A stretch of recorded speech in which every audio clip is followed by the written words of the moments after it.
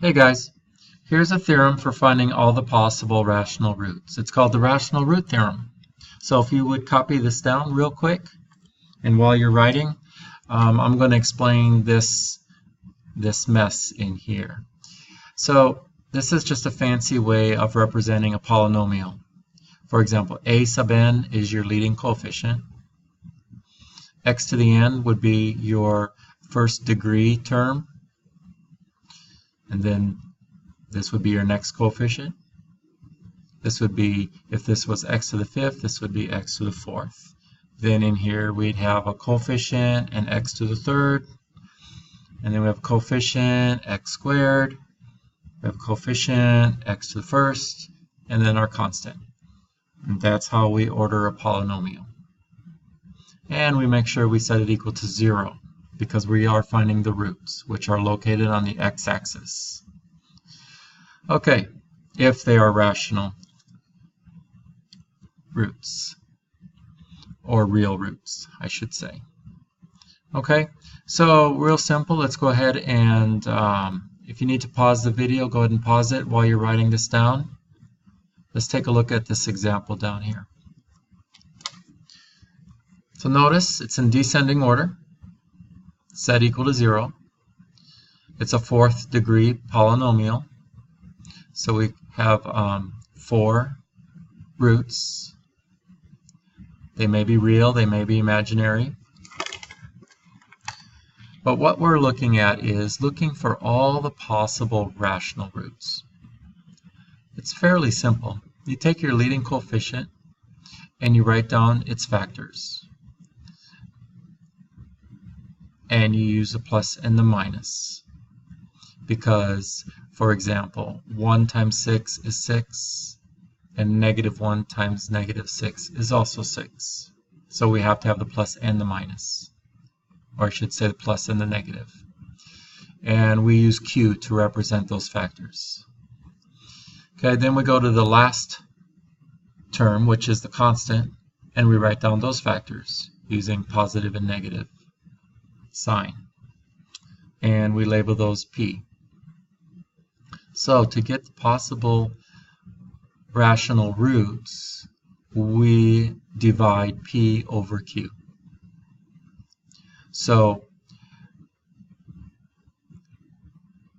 1 over 1, okay, 2 over 1.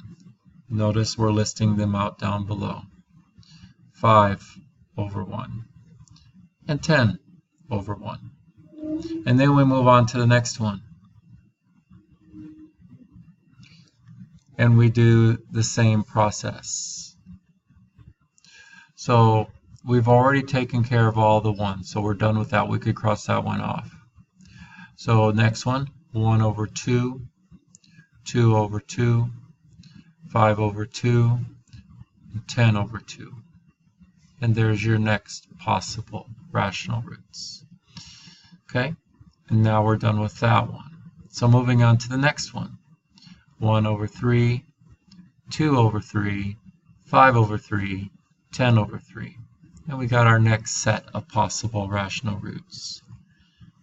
And lastly, we cross that one off so we don't get confused and use it again.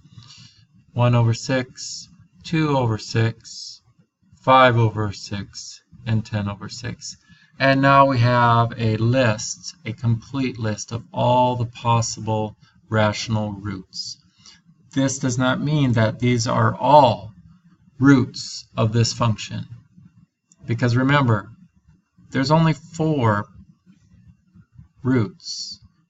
And that doesn't mean that they're all rational roots. It could mean that some of the roots are imaginary. Okay? So what I did was I went ahead and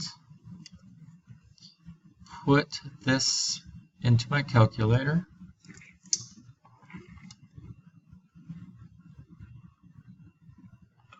See if we can get this to focus. I hope. I'd like to go to lunch.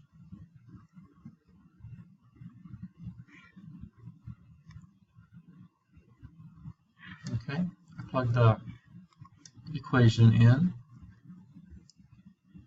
And as you can see, we have a root at 1, 2, 3, 4, and 1, 2. Get this thing out of the way so I can see.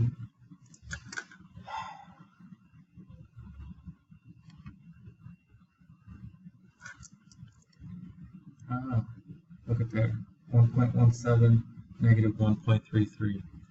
Oops, I'm a little bit zoomed in too much. Too much zoom. Let's go ahead and calculate our roots. So we're going to go to Menu, Analyze Graph, Theorem. Alright, let's go to the one over here first.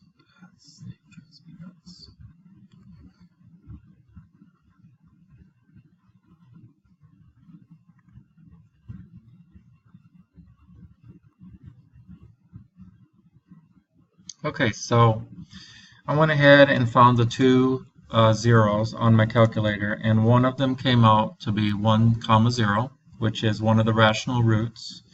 The other one, this number here, actually is irrational, and so obviously this theorem doesn't calculate irrational roots, only rational roots. So this is the only irrational root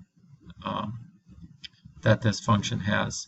The other two roots are imaginary since they do not cross the x-axis anywhere. Alright, I'll see you in class tomorrow and I'll clarify any questions that you have on this. See you later.